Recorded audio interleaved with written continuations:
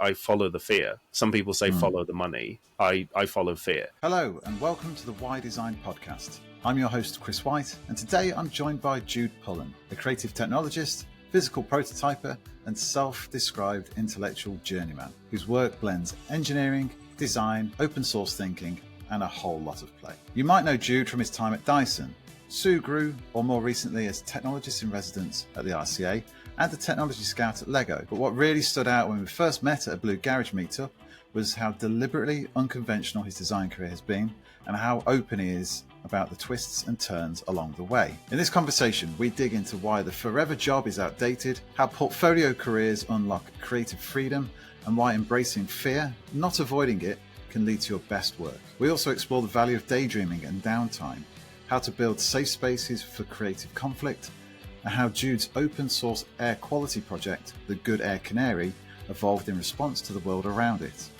And of course, we talk prototyping, not just of products, but of ideas, teams, and even the careers that we want to create for ourselves.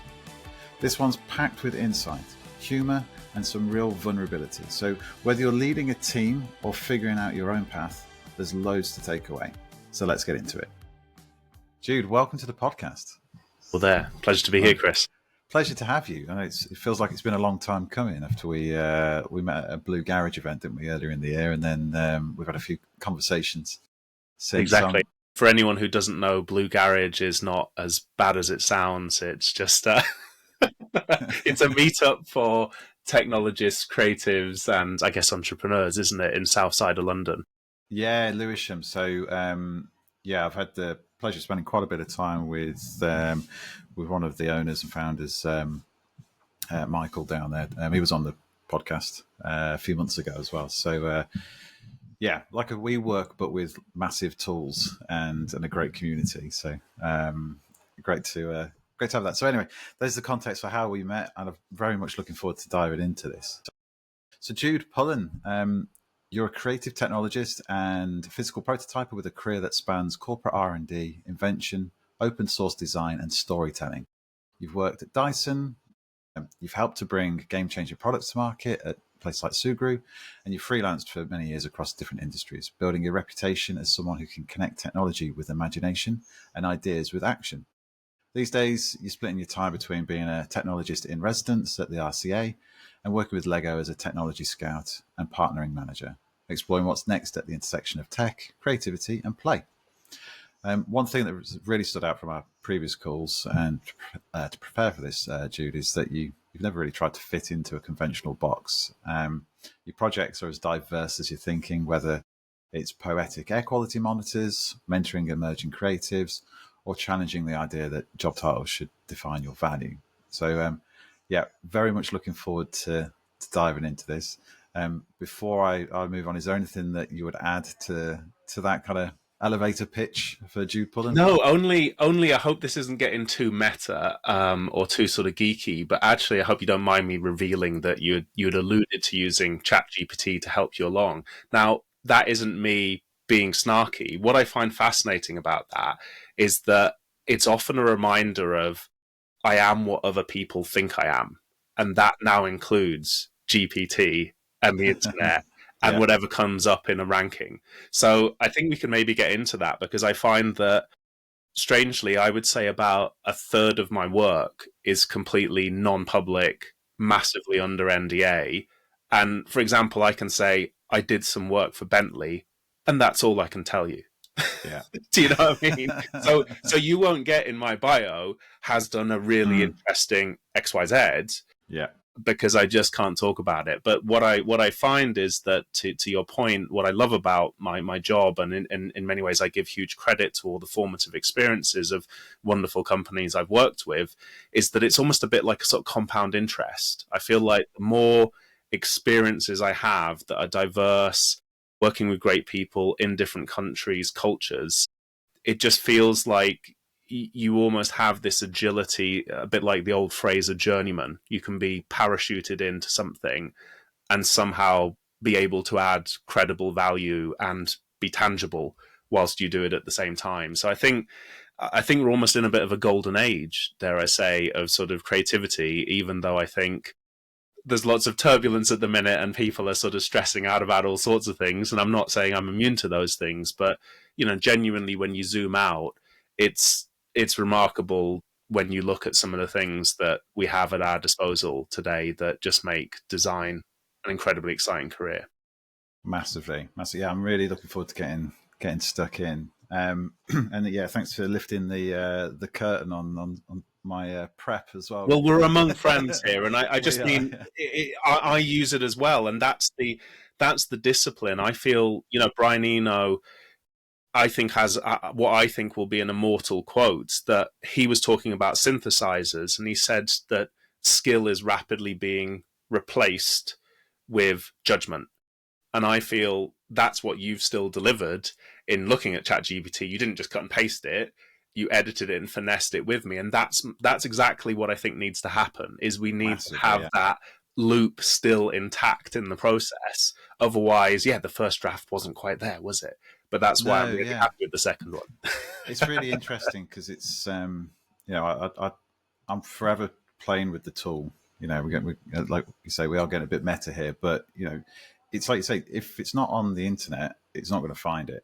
But actually, what I do is the conversations that I have, the notes that I take, if it's recorded, if we've got an AI note taker, those will then be used to kind of put together kind of the notes as well, and the guides. Just it's it's just incredible, really, when you think about it. Kind of 5 years ago, there was nothing really, well, not in the public domain anyway, that could just get you to those key points. And yeah, but it's like, just if you had an assistant doing that for you, you'd have to give them feedback to and go back and forth and collaborate on before you get the result that you like. And Completely. ChatGPT, other AI tools are available, is exactly the same. You've got to work with it, not just take the first thing it spits out. But anyway, AI ticked. We can do that. We've covered that off. So let's move on.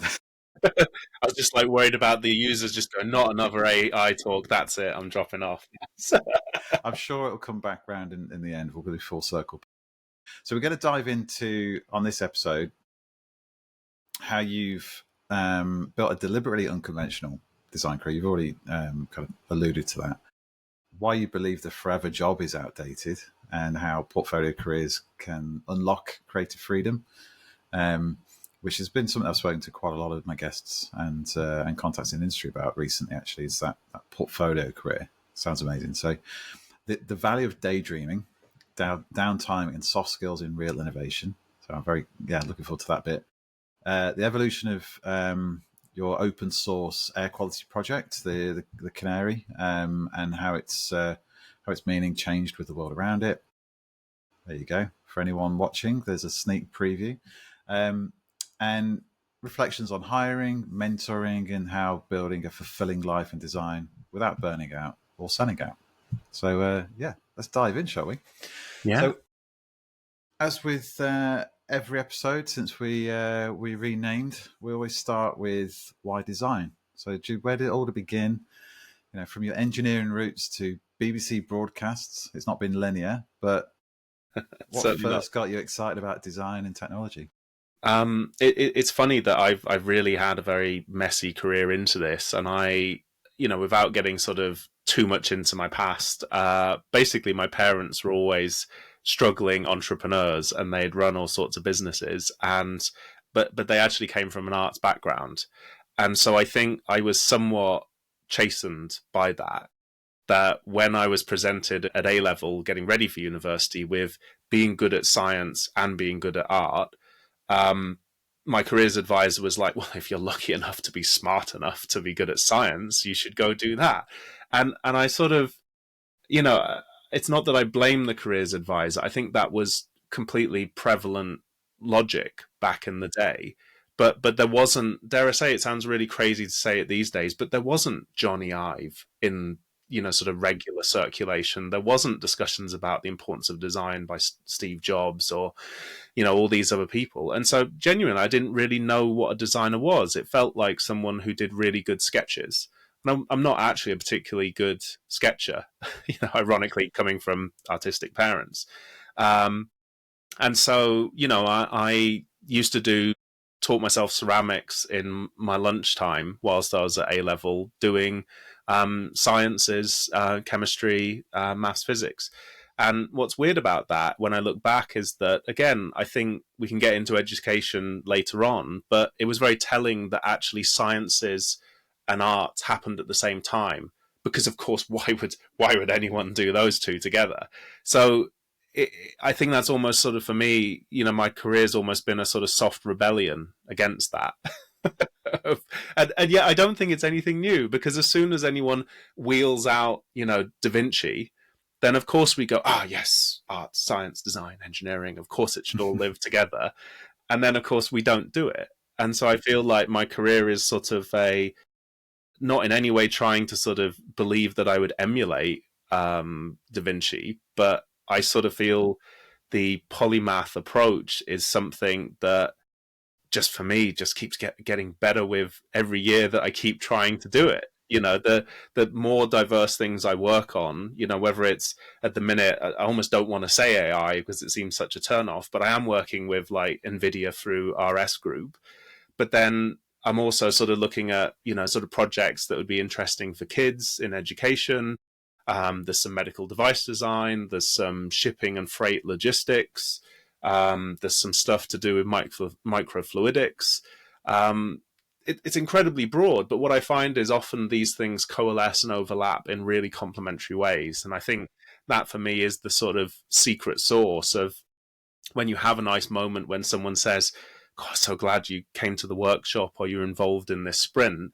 How do you know all that sort of stuff?" And you go, "Oh, it's not IQ. It's just I happened to have done something a couple of years ago, and I was just able to bring that knowledge and also network." Sometimes it is that thing that's, I get a lot of people saying, "Do you know someone who can do this?" And you're like, "Wait a minute. If I don't know, I'll know someone who does." And it really is like now it's almost one or two intros away, and we're there. We've got like world-class talent. We had a bit of fun years ago at my last company. Someone had mentioned the 6 degrees of separation to Kevin Bacon. That was a thing that was going around probably about 7 Big 8 fan years of ago. that. And at the time, I wanted to test it out because at the time I was working with a company that made props for big movies like James Bond and Star Wars films, based at Pinewood Studios. Absolutely awesome client. Ended up in tears because they went paying us a lot of money, but we had a lot of fun in the meantime. But I called my contact there because I said to the guys in the room, I reckon there's 2 degrees between me and Kevin Bacon. Lo and behold, he'd been into their studios a week or two before, doing some stop motion or some kind of 3D kind of work to get him into a CGI picture that they could scan. And I think that's away. almost it. Is I think there's something nice about the career that I'm in is that you must relate to this as well, of just almost having the sort of brass neck cheek to just say, "Hey, Yeah, do you know someone who can do this? We're trying to do a thing." And then I think how many careers, if I was in, I don't know, banking, would I be able to phone up and say, "Do you know anyone who does anything to do with radiation detectors? I'm working on a side hustle to do with this, on anti-terrorism." And they'll be like, "Yeah, yeah, sure, give me a minute." No, I'm sure it's a very closed, yeah, unique group of people, but it doesn't operate in this sort of. I think I don't know whether this is a term I want to necessarily stand by, but I've described it as sort of, I like being intellectually promiscuous, if that makes sense. I'm completely very happily married man, just before anyone's drawing any conclusions. But I sort of feel like, this idea that we work for a company and somehow we've got to stay married or wedded to that brand, that ideology, that methodology. Hell no. yeah, absolutely. Kind of intellectually promiscuous. So maybe you could break that down then. So I'm thinking curiosity, asking lots of questions, trying to figure stuff out. But what your kind of I guess definition of that be? I guess one of the things, and I know this is a cliched reference, but maybe it's appropriate that you know the yin and yang symbol is often sort of just simplistically referred to as, sort of like the black and the white half. But where it gets interesting is that within that half, you've got the dot, right? And the dot is where you had to give up and let something die within you in order for the other thing to exist. And I'm being slightly melodramatic or theatrical by saying let something die, but actually, I mean, this isn't a discussion about my personal relationship, but I kind of feel there's been some really hard discussions with my wife, being from Hong Kong, about stuff that I just didn't appreciate, didn't understand. And I've sort of had to let a part of me be erased to then rebuild something.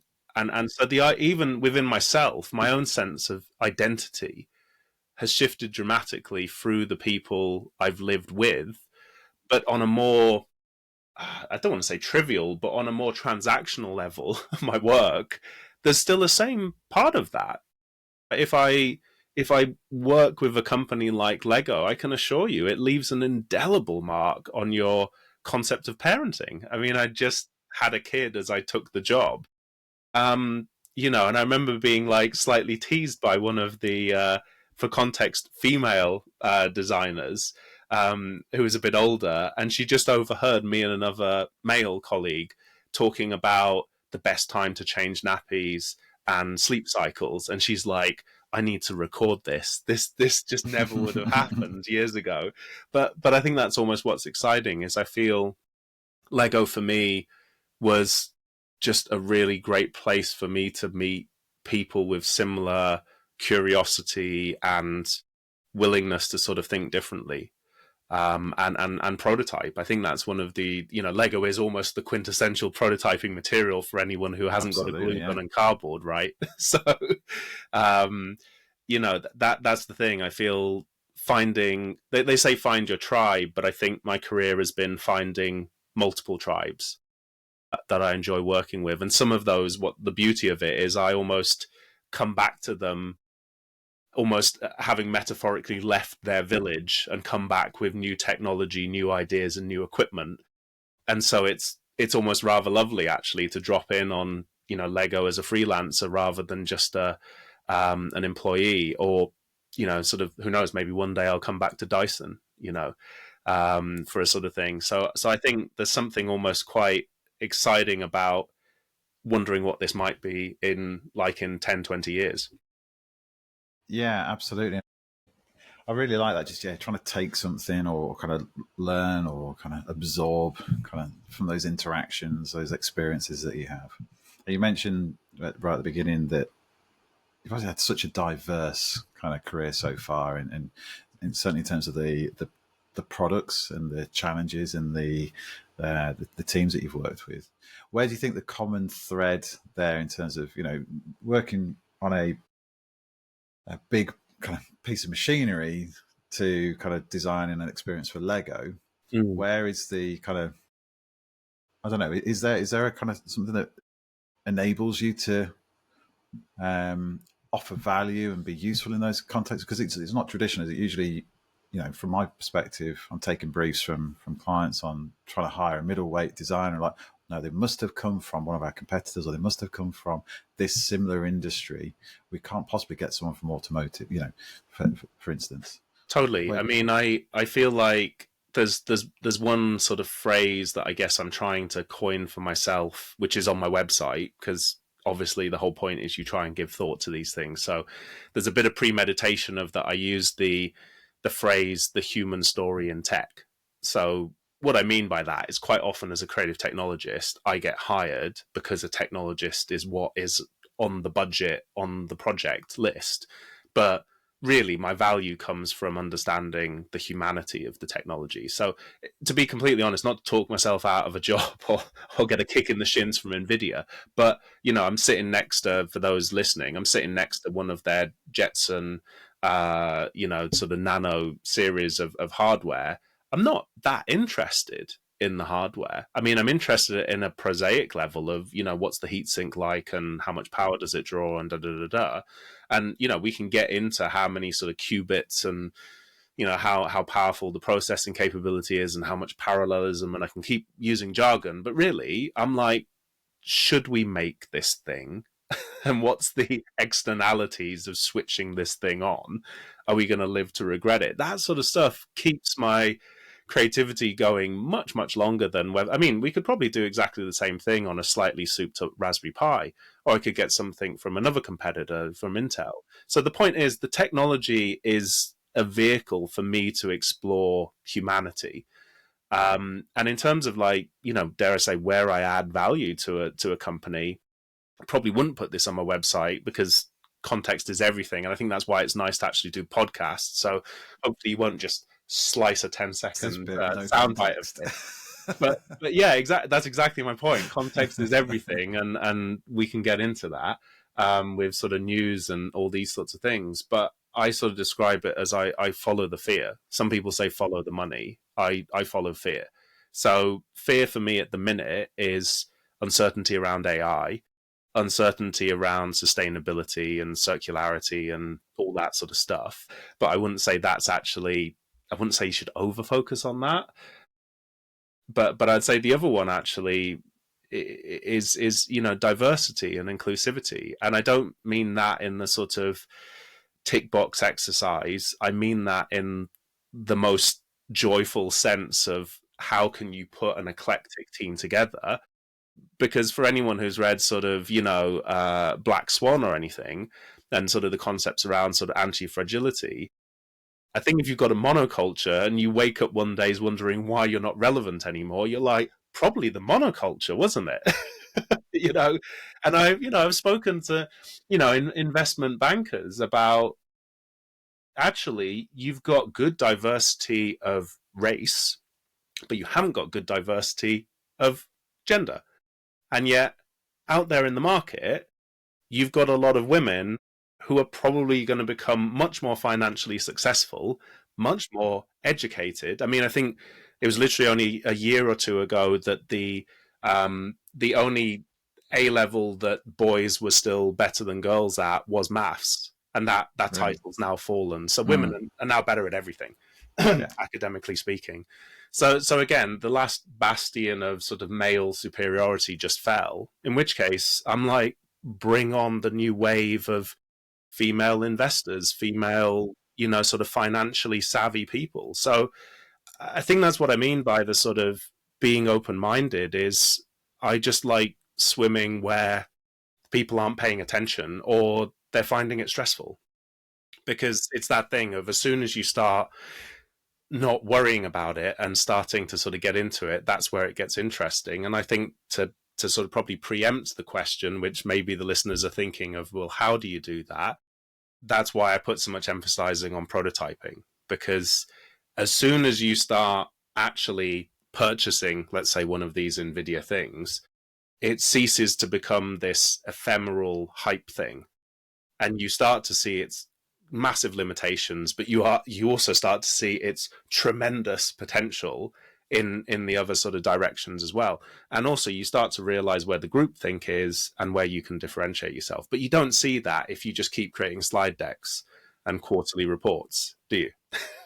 So Absolutely, yeah. No, fascinating. I want to dive in on the just quickly on the fear side and just get yeah. context around that. So you're chasing fear. Are you chasing your fear, or you're chasing fear of your kind of the people you're working with? Yeah, I mean, I'm not a messiah. I mean, I haven't figured out. When I say, like, I'm chasing the DEI fear, I mean, I'm neurodiverse and mixed race, so I'm aware I present as white, but my heritage and my identity still is a little more multifaceted than that. And also, raising a mixed race kid is something that preoccupies me deeply. And so, yeah, if you ask me, what does it mean when Trump cancels DEI stuff? What does it mean when we have different politics in the EU which are getting more extreme? Those things, it sounds like you could say, well, what's that got to do with business? And you're like, well, politics permeate everything. And so I feel like it's a weird thing to be hired for a project that is, maybe to look at a particular piece of hardware or a particular sort of user experience, but it's so common the amount of times I go into it and go, this isn't the problem. You know, it's a human problem that we're going to have to get into and discuss. So I think that only works if I've built the trust with the company. And I would almost say it's not that the first project with them is a sort of fluffy project of no substance, not at all. It's sometimes quite ironically quite successful and quite straightforward because there's a clear brief and a clear goal quite often. But then it's through the process of getting to know them that you almost end up uncovering the more interesting follow-up project, which is, you know, I mean, to give a case in point, we started off looking at air quality monitors.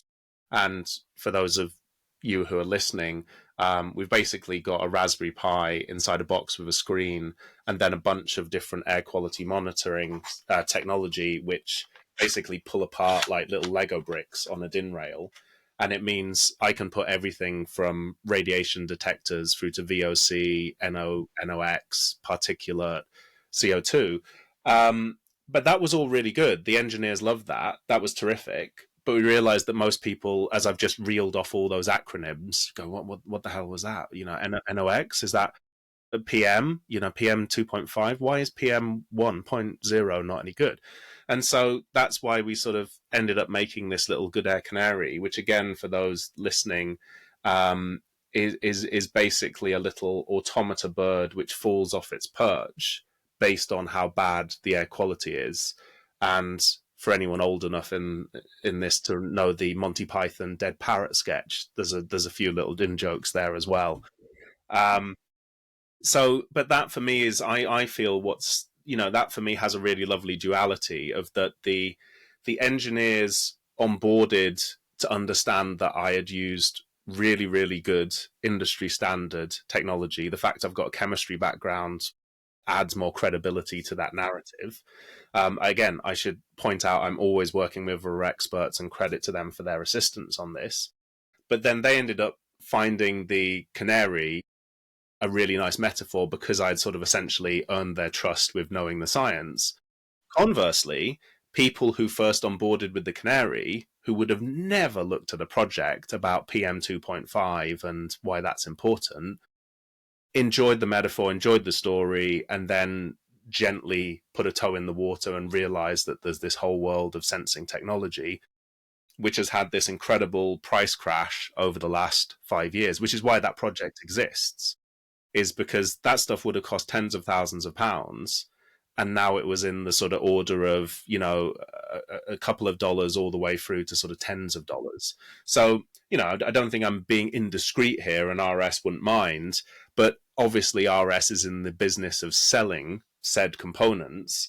So that's the reason they fund me to A, build a project, but also to sort of inform strategy and direction on what IoT sensors mean, what edge computing and sensing technologies mean. And instead of just saying the environment's important, well, these sensors are probably playing a role in those environments. So how do we also connect with startups and companies wanting to sort of explore the big data of environmental awareness? So for me, you know, there's a phrase I picked up from being at the Royal College of Art called praxis, which is almost a sort of slight portmanteau of you know the practical side of theory. So it's saying that if you do something practical, that then goes on to inform your theory in a more nuanced way. And I realize in hindsight that's actually what I've been doing all these years is praxis. You know, I don't have an opinion on something until I've experienced it with other people, because otherwise that's just theory, that's just conjecture.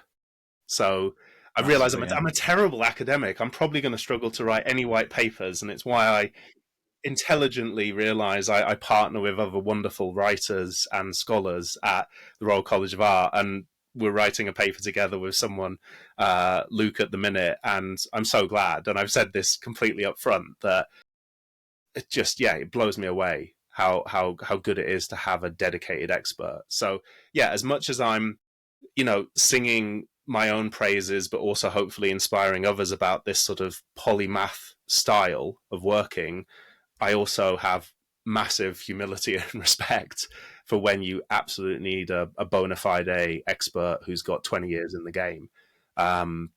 It's the synergy of the two that is exciting. So it's not my way's better than your way. No, It's it's that not. It's about yeah. yeah having the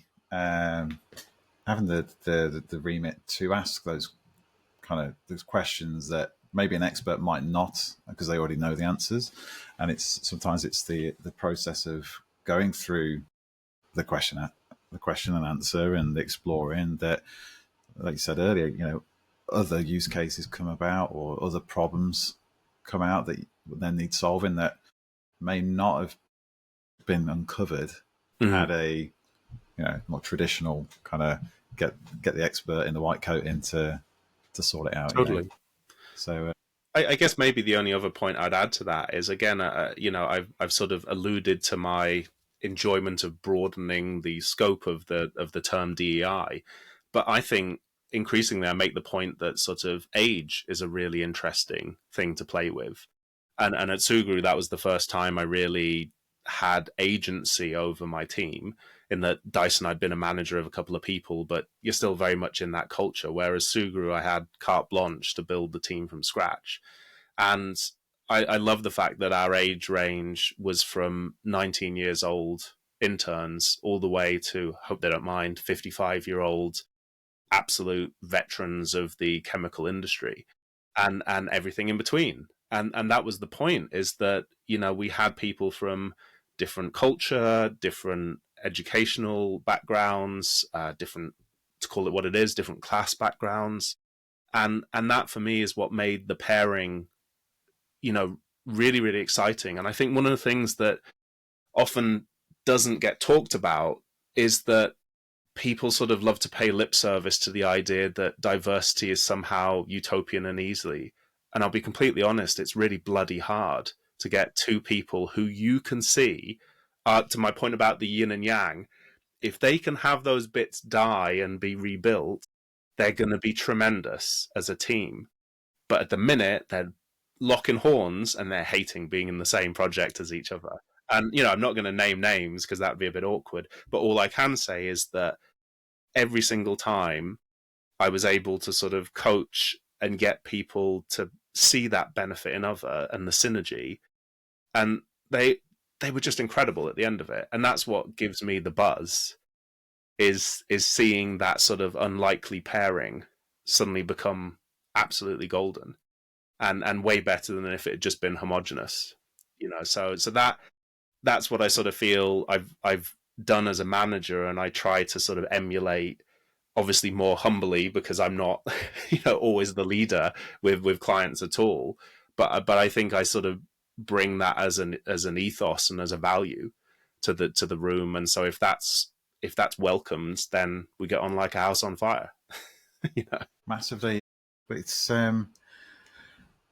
quite a big hurdle to get over, though, isn't it? When you've got those two very competing viewpoints or personalities or profiles or whatever, isn't it? Getting each party to give something up so Mm. that the combined whole is much greater. We probably haven't got time to go into a masterclass on this, but is there a particular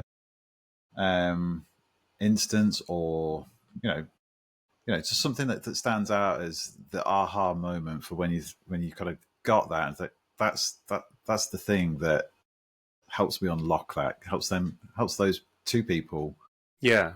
see I eye to think eye. I think most people are, and that's why I sort of come back to the fear. I think most people in their jobs in the early stage of their career, they're really worried about the fact they know they're stupid. They don't know enough to be, a master. The weird kicker with that is, on the other side of, when you get people who are very seasoned, they know they are a master, but they're a master of something which is maybe waning and maybe on the way out. So there's that uncomfortable feeling of, I did I did a LinkedIn post, you might have seen it, which, because it sort of went better than I expected. I sort of quoted LCD Sound System, of one of their lyrics of, I'm losing my edge to better looking people with better ideas. who are actually really nice people. And Yeah. I've always loved the irony of that. That was one of their debut tracks, which of course, like when you think about it, why would you write a debut track when you're beginning?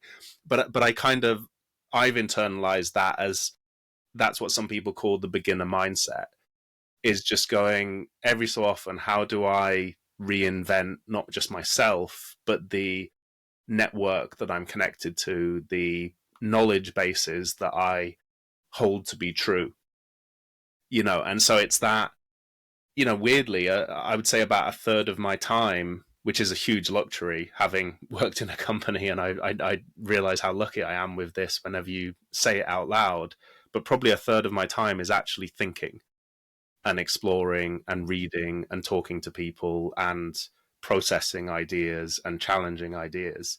And, I remember being at Lego with one of the engineers, and he said, what's really lucky about you? You actually get to read this. And he picked up a copy of Wired, and he said, I'm too busy to read this. And that galls me, to paraphrase. He didn't use those terms, but that's what I think is sometimes the really hard thing about being in a really busy environment. Is busy is a pressure in and of itself. And I think one of the things to maybe finally answer that question of yours is I tried as a manager to actually create a lot of safe spaces that people could, break bread, get to know each other in a sort of casual social way. But then I think we also used to have meetings every month where we would basically sort of air our dirty laundry and say what we're really struggling with and be honest about the fear. And of course, the first, sort of 5 meetings, everyone's still very guarded. And then you realize it starts to open up and you start to cut through the fears that people have. And they sort of say, well, yeah, I'll be honest with you. I'm finding it hard to work with this person. And then, they're always very like, no offense, but we just keep contradicting each other. And then it's really lovely, actually, as a manager to step back and watch other people say, oh, I think maybe you do it this way and you'll get the best out of them. And I realize how rare it is. And I feel as a manager, I was just doing things very intuitively.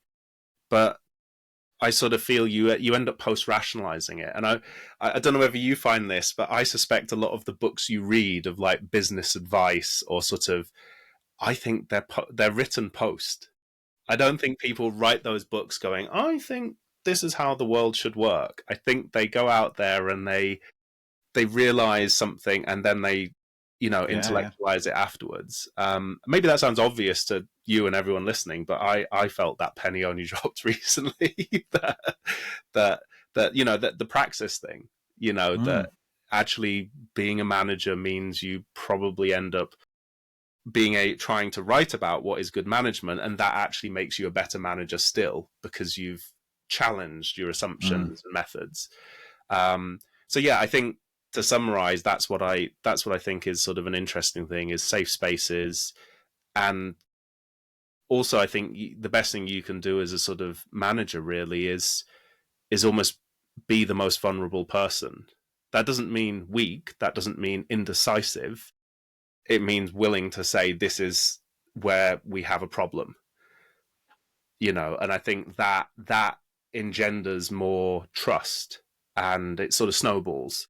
But yeah, very very much an expectation of one of my old bosses used to say, if I'd really appreciate if you came to the table with the problem and a few solutions that might work, and then we can have a discussion. Whereas if you just slam a problem on the table, you know, it's Yeah, you're not going to learn anything it's advice all off on it. me to do the Yeah. work. And you know, I think that was early in my career, and it really hit home at Dyson. And I think I sort of vowed never to do that.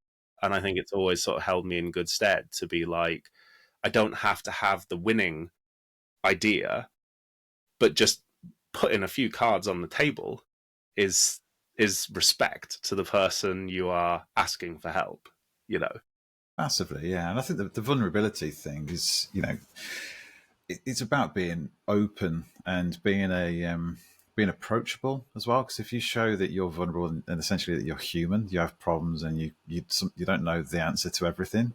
I think in my experience, people are more likely to want to work with you and respect you and give you give you time, whether that's as a manager or as a colleague or business owner or whatever. People like to be helpful. So if you're asking for help, whether that be from a position of authority or kind of as an employee, it's all good. It all leads to good outcomes, I feel.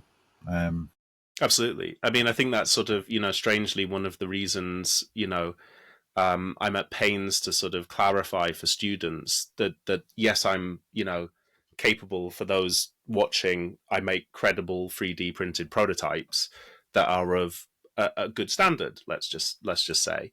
But the reason I teach cardboard modeling is because, case in point, this was something I was working on with NVIDIA, and it doesn't matter guessing what it is or it isn't, but the fact that even certain things have just been sort of ripped out and done differently and stuck back on, that's entirely the point. And I find that what's good about cardboard is that no one believes that's a finished thing, and so no one's afraid of killing your darlings. So, if you go, you're like, yeah, this is half baked, we're just working through some ideas on the ergonomics or what the, user case should be. What do you think? They'll be only too happy to dive in there. Whereas if you present them something like this, 3D printed thing with, labels on and the buttons have a name. Too precious, isn't it? It's too precious. People clam up, or they sort of despair and go, I can't bring myself to, there's 100 things wrong with this. But then that's your fault for coming to them when you're almost at the finish line. So I'd say a huge amount of work I do, and this is not to sort of imply that I breach NDA or confidence, but I have a massive amount of hypothetical questions with people where they won't know what I'm working on, but I'm asking this like technical or ethical or what if type thing. And getting feedback, and I think that's such a important part of the prototyping is prototyping ideas. Like if you can't see the story of where it's going, then probably chances are you're just building stuff to be busy and look like you're doing stuff. And I'm always a little bit wary of that, of when I'm obviously not going to name teams, but I've met people who furiously are building stuff, and when you say, do you know why you're doing it? There's a sort of like panicked look, and that either goes one way or the other. Either I go, you're going to be offended and upset, and I try a little bit to sort of massage the egos, of course, or alternatively, they're like, I'm so glad someone's willing to discuss the truth that we've been stressing about. And I would say, fortunately, 7 out of 10 times it goes that way, and that's usually where I end up getting a gig. So, it's almost the art of hustling by not hustling. Do you know? So just actually having a chat and being like, come on, tell us what's happening. What's the plan? Yeah, exactly. Have you got a plan? Do you know if people really want it? Yeah. But it ties nicely into, because you mentioned about it's very easy to be busy and people are too busy to take time to think and plan. You talked when we were preparing for this about daydreaming as design practice. I'm presuming that's kind of built into that, whereas you're spending kind of 30% of your time thinking about stuff. And in my experience, I find it very easy to be busy, and I've got, my business is very busy. I've got lots to do. But actually, I find that I get more done if I pull myself away for half a day a week or so to daydream and to strategize and put the plan in place, because otherwise you just end up doing the same things every day, and you get results, but you're not moving forward, if that makes sense. So totally, yeah.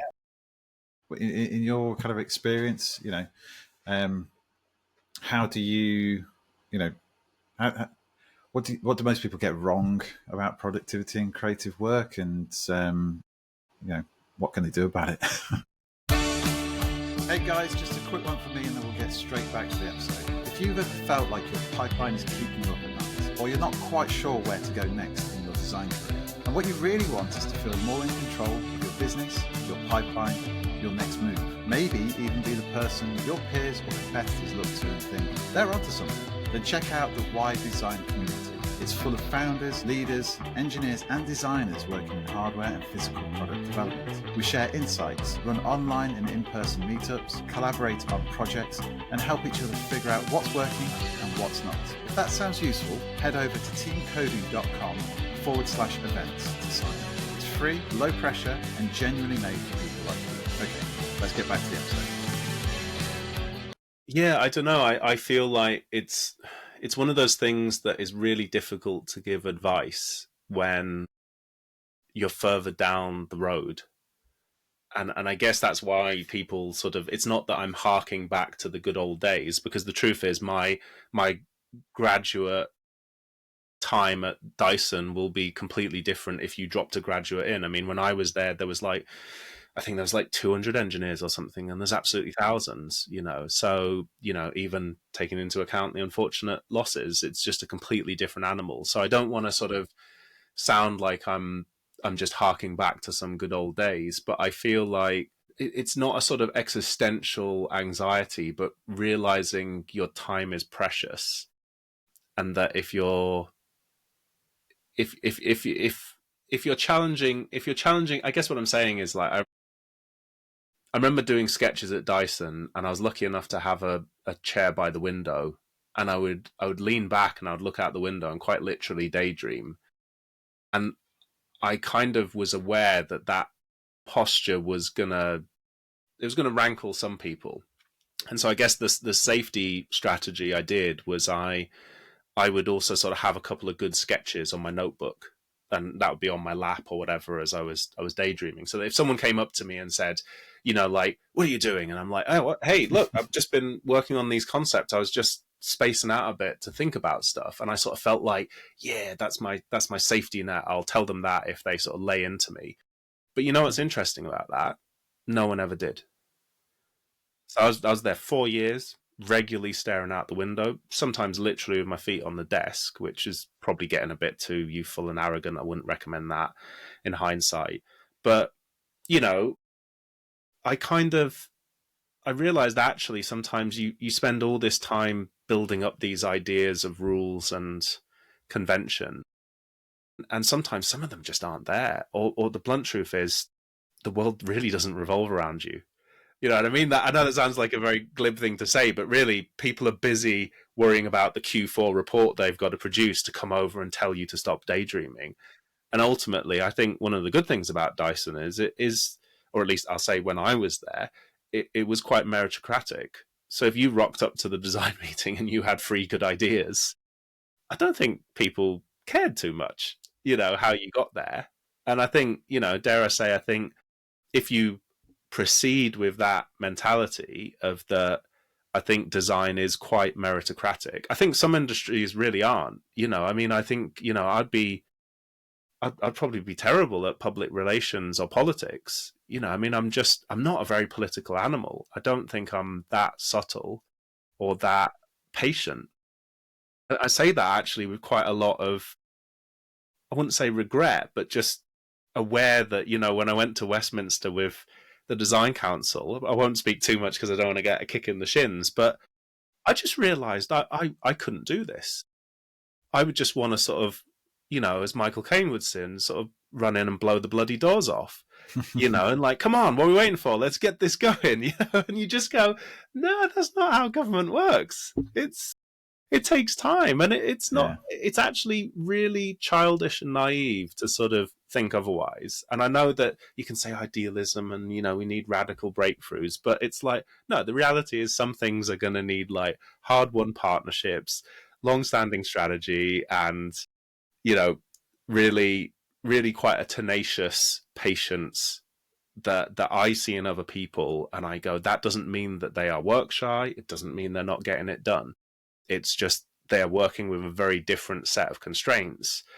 But I think to be true to myself, that's why I like working at speed with high energy clients who want results fast under pressure. And that's been strangely, I realized that's what's supposed to kill you in TV. And I realized actually I really like it. And it's I should probably differentiate that I'm not in the brunt of what is real stress in TV. So I don't want to sort of downplay that. Some of TV is genuinely horribly stressful.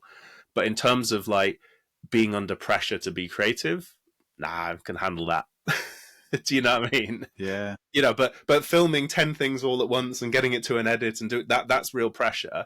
But the pressure for me of being creative, I think it's that thing of after this many years, you sort of go, yeah, I don't know what I'm going to come up with, but 9 times out of 10, I do.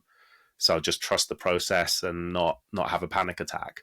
Yeah. And Absolutely. I think that's almost that when I met Dick Powell, I hope that I'm not being name droppy, but I just sort of realized there's just so much calm. They're just really, you see it. It's like, whether you sort of see all the sort of,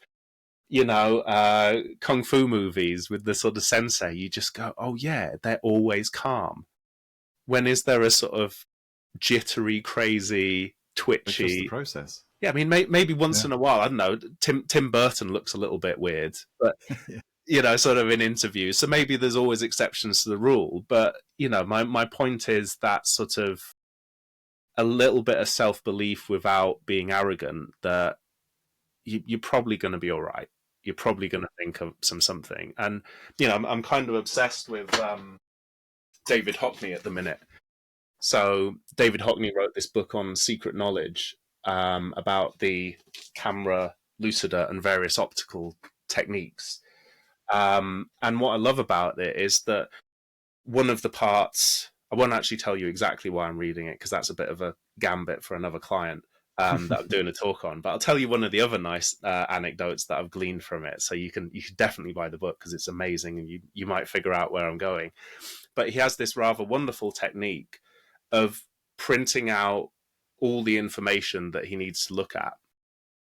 And you might be thinking, well, how is that different from using Miro or using some other whiteboard project? And I think, this is not someone, David Hockney is famously very clued into technology. He's done iPad stuff and, he's not a Luddite. But the fact that he's like, you got to print it out and you got to stand back and you just got to like, let your brain do the thing your brain does. And then he's like, yeah, you can see it. And there's this big thesis he builds, and I don't want to spoil it for you, but it's an absolute atom bomb in the art world. It's terrific. And it's just, obviously part of that he's doing for the narrative and for the documentary. But genuinely, I'm doing this. I'm doing a Hockney in my own small way with a project where there's a vast amount of information, and I'm just gonna put it up there, and I'm gonna trust that the patterns will start to emerge. And also that weird thing of I said to Sugru before I got headhunted by them, they said, well, if we send you some samples, will you do something cool? And within a week. And I said, hope you don't mind. I said, I think if I do something in a week, it'll be a knee jerk and it'll be just something everyone else has done. I said, can I have like 3 months? And I think an idea will come that will really impress you. And then it's actually about 2 months, but I ended up creating this new technique on how to apply Sugru in thin veneers. And it ended up being picked up by Make magazine, and it was the first article I ever got paid to do. Wow. So I've even from that early moment, I've always believed in I would rather take a little bit longer and do something really special than just sort of go, oh, I saw that online. I'll do a sort of thing. I'll do a riff off that. I mean, I kind of want to see how it plays out with Rick Rubin. Sorry, just to completely jump topic there. So Rick Rubin's just got into this whole vibe coding thing. You might have seen it trending, and this means the podcast is going to date, so apologies. But, what the hell? I might as well state my colours to the That's mast. fine. But he said in an interview that he had sort of like, he was really just jumping on something that was a bit of a joke, and then he realised it wasn't a joke. And part of me sort of, on the one hand, respects his agility, but on the other hand, having looked at it, I'm just like, I'm not sure you've actually given it as much thought as your usual stuff.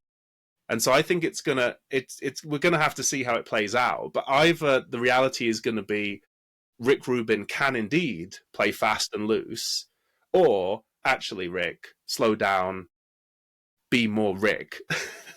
you know, and actually like do write the book, do take the time, don't just crank it out with some agency. And agency, I mean, as in graphics agency, not agency to do the thing. But I sort of feel like, you know, and again, I'm not taking a shot at Rick Rubin. I absolutely am obsessed with him. Um, uh, but I think it's interesting that that tension between, for something really valuable to come, it occasionally has a eureka moment, but more often than not, it doesn't. It's grind and graft. And I think that's what I feel a lot of my work is trying to do, is that thing of being extremely prepared so that when the moment comes, you go, I've already been thinking about this for 2.5 years. Now, that might answer the very question with Rick Rubin of that if he was here to defend himself, he might go, you're wrong, Jude. I've actually been thinking about this for 10 years. Just lightning rod appeared. Boom, here we are, vibe coding. But I still feel I still think he's overreaching by saying that, you know, this, and I'm sure he's just playing the game with the internet of not being measured, and he's saying a few flamboyant things, which I'm just like, coders aren't out of a job. You know, it's sort of, you still need people who know how the architecture actually works. But yes, these tools are going to make it really, really fast. But I think the one thing I would never dispute him on is that lowering the bar so that people who aren't supposed to be in the party can gate crash. Now that I'm a massive fan of. I've always, I mean, Absolutely. my whole career is turning up to parties I wasn't invited to and going, can I jam?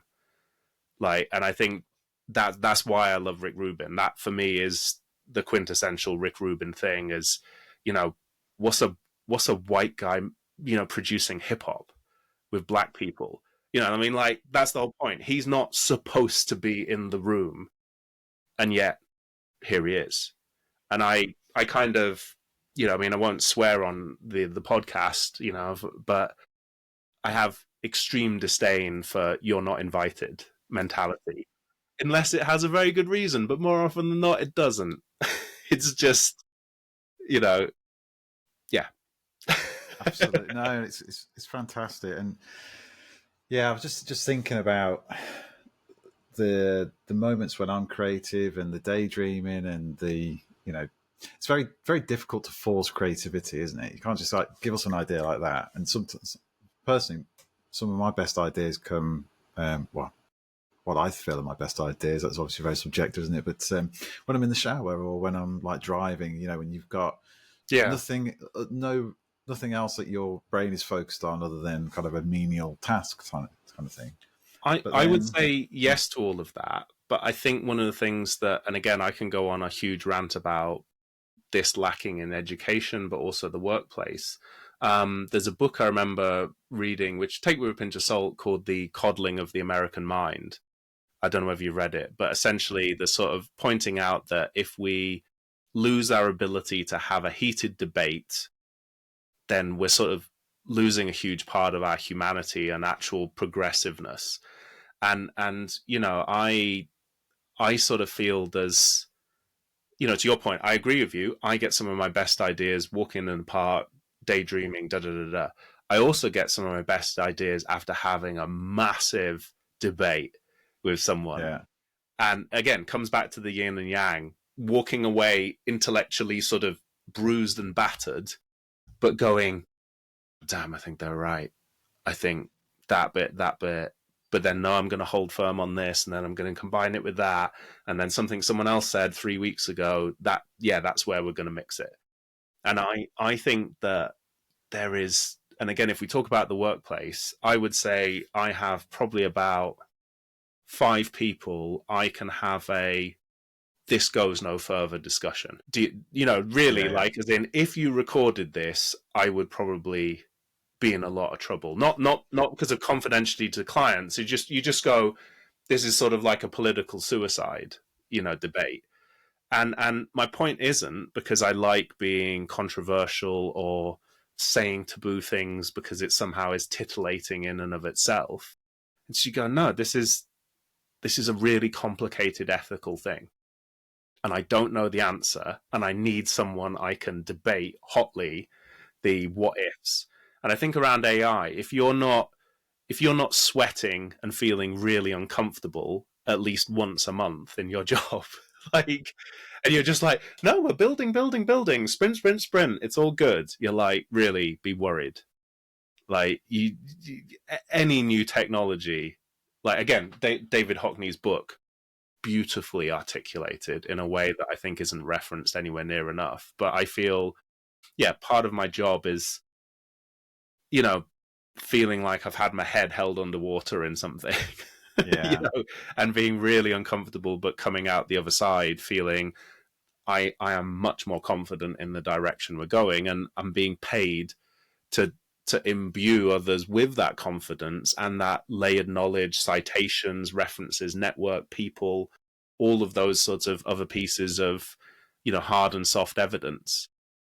But I feel like that for me is, you know, almost unparalleled in a career. That design is just absolutely wonderful for sort of getting into those, you know, as they say, sort of making, they used to say in Lego, making the right kind of trouble, you know. Yeah, I And like that. I feel that's the thing of knowing that you're doing it for all the right reasons, not for cynicism, not for contrarianism, you know, but for the right reasons.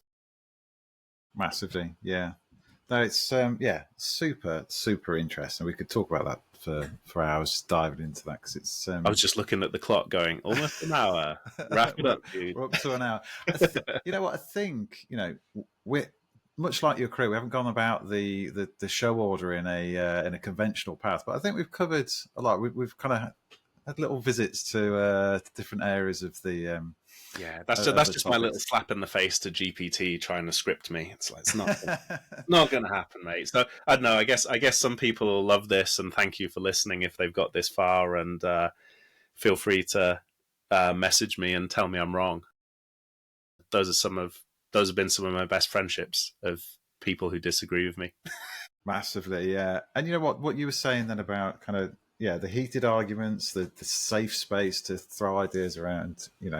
Some of those boss, have great ideas in the shower. Actually, it's coming out of those interactions and Yeah, conflicts, or those even when I've been on like training courses, or I've met someone inspirational, and my head's just spinning like that was incredible and confusing, and how on earth am I going to get the best out of that? And then the ideas start flowing about how you can implement kind of that. And the same with technology. Like these days, so it used to be okay, I think, 10 years ago to be a late adopter. Wait until kind of someone else had figured out the quirks and make sure that there's a viable use to it. But these days, I think if you're a late adopter to some of the technology coming down the line, then you are very quickly behind the curve. Certainly by industry, I yeah. presume design to a certain extent as well. I don't know. I'm sorry. I don't know whether you're trying to wrap up, and I'm going to expand it again. No, it's fine. But I guess I don't know. My gut sort of slightly disagrees with that, if I may. It's a nice way Um, to end on a because it's in the that's it. You spirit just of the stop the tape topic. now. Yeah, that's it. Just, How dare you? is I don't know. I feel like I have a bit of a. I think what was the trigger word was adopting.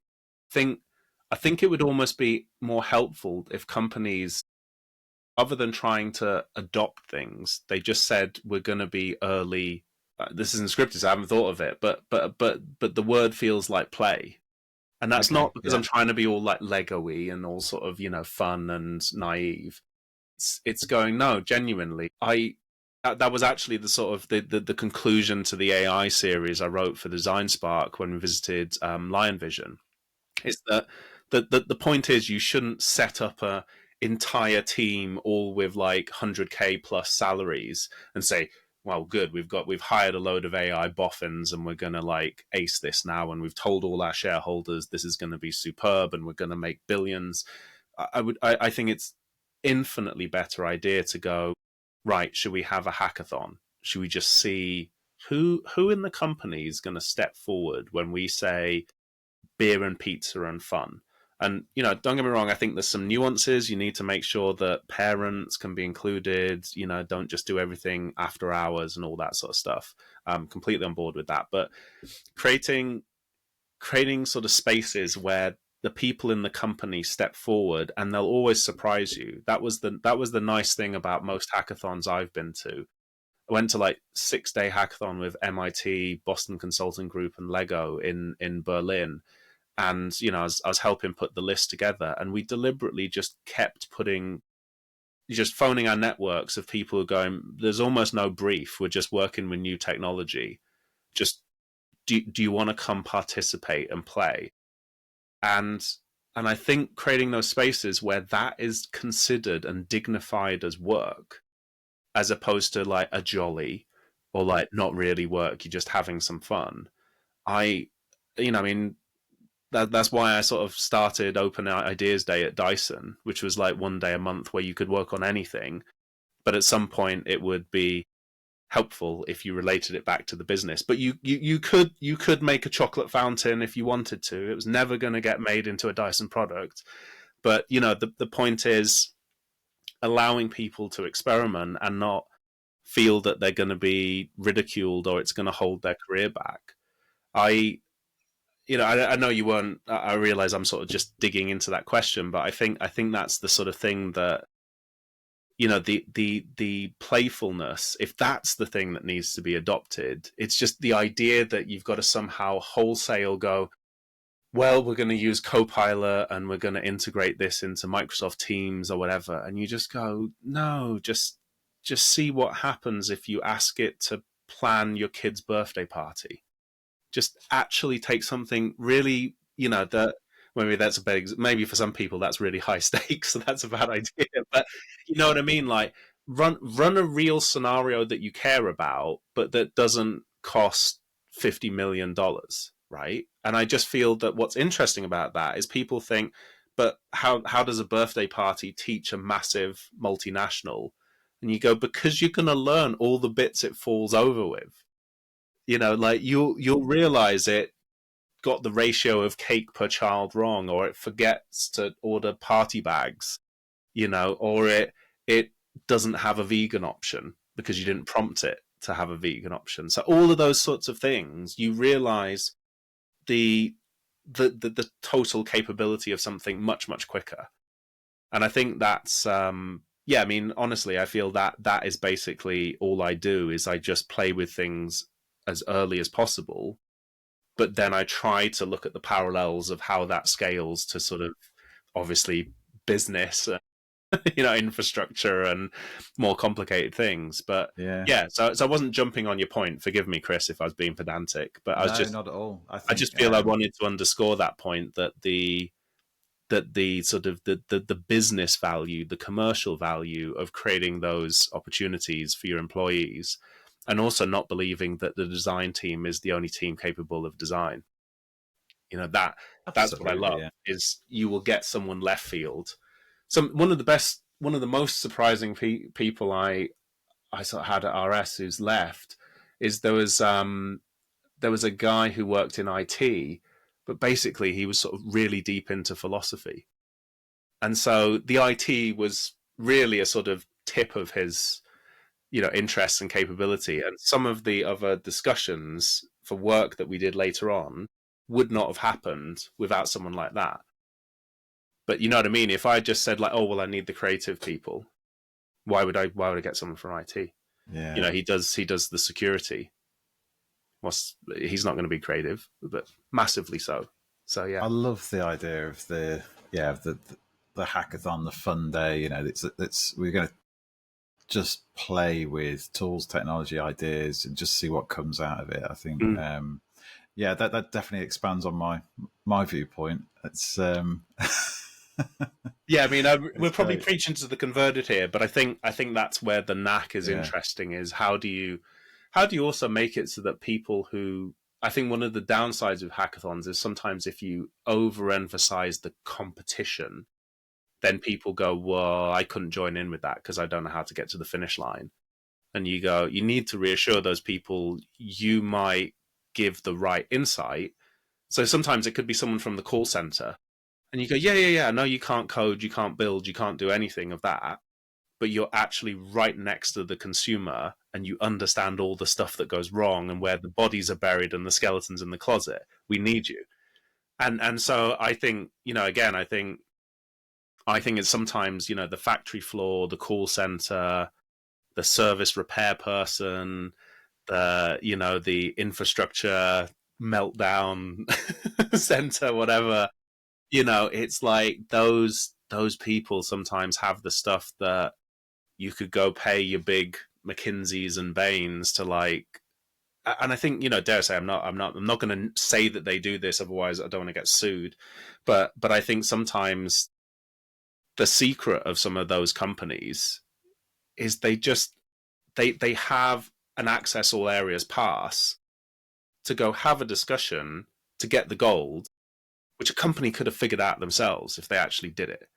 And that's not to talk you or I or them out of a job, but it's almost sort of going, so really, the really good creative stuff is then taking those conversations and translating it into projects. And so that I don't mind charging for, because I'm like, that is a hard won technique and skill. Most people can't do it without a lot of practice. But Yeah, you got starting those yeah. conversations is the gold. Yeah, you've got to be able to empower people to kind of be free to give their opinion and ask those questions and get involved, which under the normal kind of hierarchy and bureaucracy of the business, Yeah.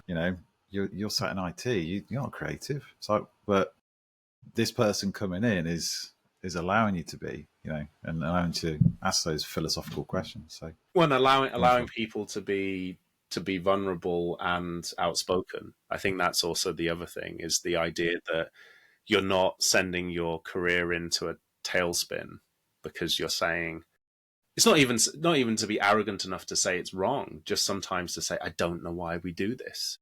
I mean, I've literally today just written an email. I was looking at some various, sort of stocks and sales analysis, and I was just like, do you think this is just completely undersold? Just a question. I was like, here's some other references. And it's starting a conversation. I didn't write it quite as bluntly as that. I sort of laid it down, but I think it's sort of, finding a company in a place where they're willing to pay for someone to go, I'm gonna sort of dig a little deeper. And weirdly, again, one of the jobs I also look up to in recent years is journalism. Didn't train in that. Didn't do a module at that in engineering.